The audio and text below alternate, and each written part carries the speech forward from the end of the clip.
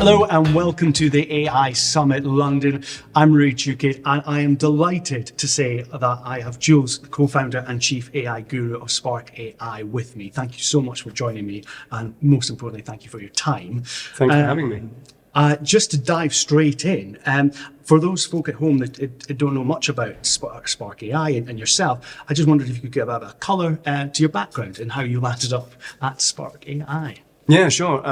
I started out as a management consultant at Accenture a long time ago, working in their marketing practice. So I worked with marketing teams and brands, helping them build strategies for their customers. I left and I became an advertising photographer for 15 years. So still working with marketing teams and agencies, but in a very creative capacity. And when COVID came along, I had a lot of time on my hands. So I studied applied generative AI at MIT. And things kind of took off from there. So founded Spark 2.5 years ago, specifically to help creative and marketing teams adopt AI. And it's been a busy ride since then. Yeah. Excellent.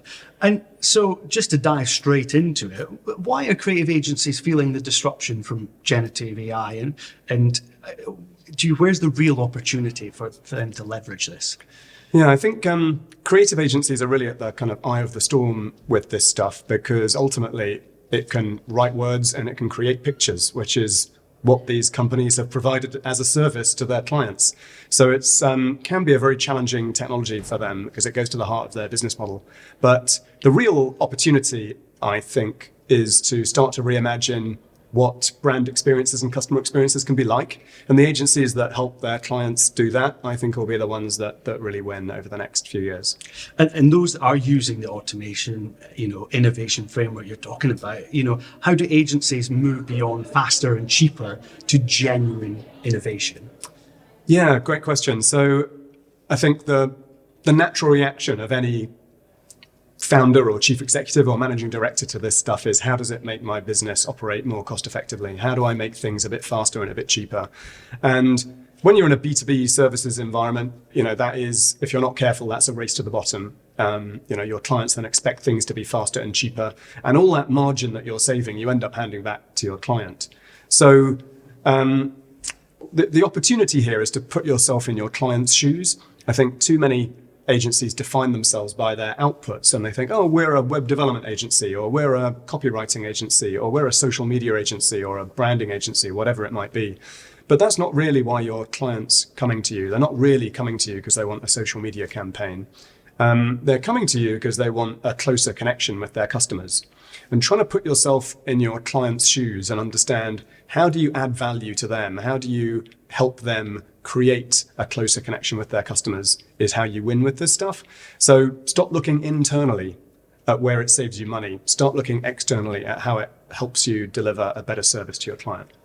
And from an agency perspective, how are you rethinking the commercial model to capture that value? And because AI is compressing delivery timelines, etc.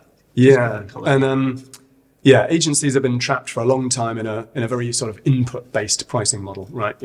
Everything's priced on the number of hours it takes, and was that a junior, midweight, or senior designer, and how many hours, and this, that, and the other.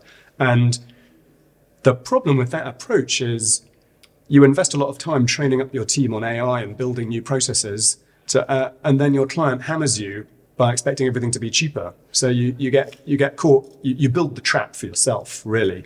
So having a different conversation with clients about the value you're bringing to them and getting beyond the kind of hourly model, it might be hard to do with existing clients, but as you bring on board new clients, about a third of new business typically in agencies comes from new clients each year. Have a different conversation.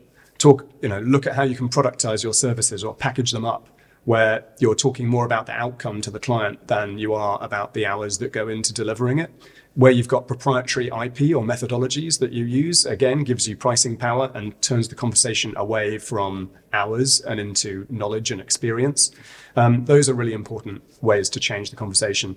Everyone talks about outcome-based pricing or value-based pricing. It's great in theory, it's very hard in practice, because there's an awful lot of other stuff going on in the environment which influences whether a client's campaign is successful or not, that you don't control and they don't control. But starting to think about productized and output-based pricing is definitely the way to go in those conversations. And you talk about, the different, levels of work, middleweight, etc.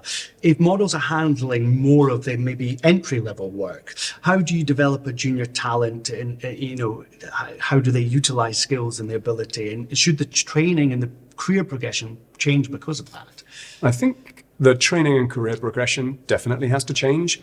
I think some of the work that traditionally junior staff have cut their teeth on is the kind of work that AI can handle quite well.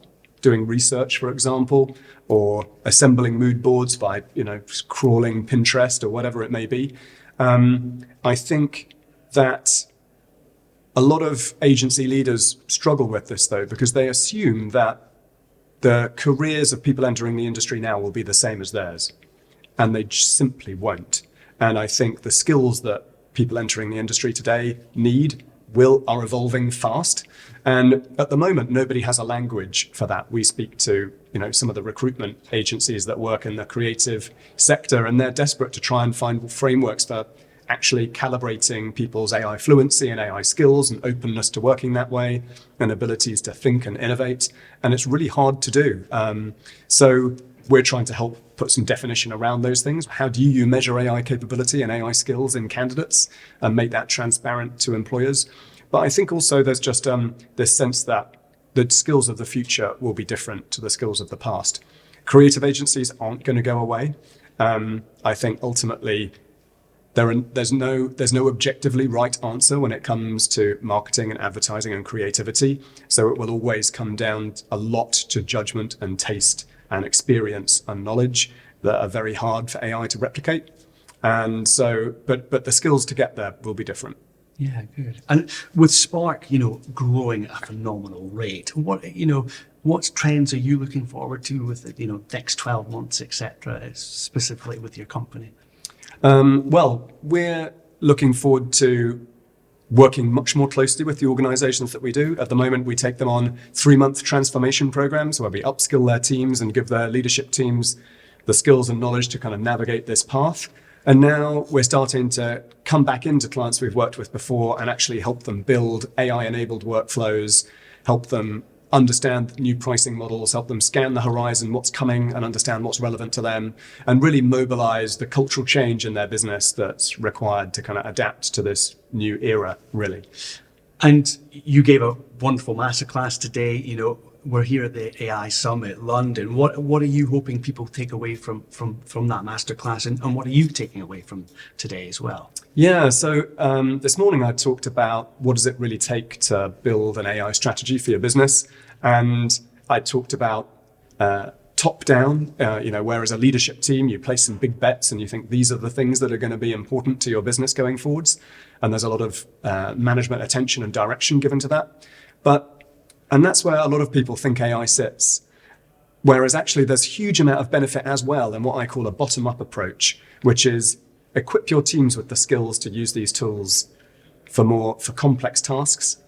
Identify the opportunities in your workflows and let your team build AI agents or AI assistants to support the way that they work and share them with each other, and move beyond AI being an individual skill to actually being a capability in your team. And that is the transformation we really try to take clients on. Well, on that note, thank you so much for sharing such great insights. Thank you for your time as well. And thank you for listening. My name has been Rujuki, and this has been the AI Summit London.